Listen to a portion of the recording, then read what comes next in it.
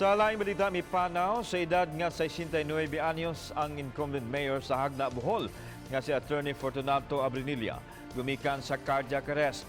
Ang mga hitabo gikumpirmar sa iyang pag-umangkon nga si Manol Abrinilla Osyo. Gidala pa si Abrinilla sa Teodoro B. Galagar District Hospital Human.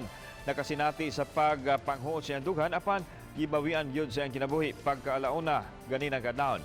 Human makumplito ang iyang tulo ka termino isip mayor, mudagan unta isip vice mayor si Abrinilla karong May 2019 elections, naputos sa kasubo ang iyang pamilya ug ang mga empleyado sa munisipyo gumikan siyang kamatayon. Si Abrinilla kani legal staff director sa National Economic and Development Authority UNEDA. Niadtong 2014, mas nadungog ang iyang pangalan dihang gipatawag siya sa Santigan Bayan aron mag-testify siyang nahibaw-an sa NBN-CDE deal. Wa pa matakda ang pizza sa lubong ni Mayor Abrinilla.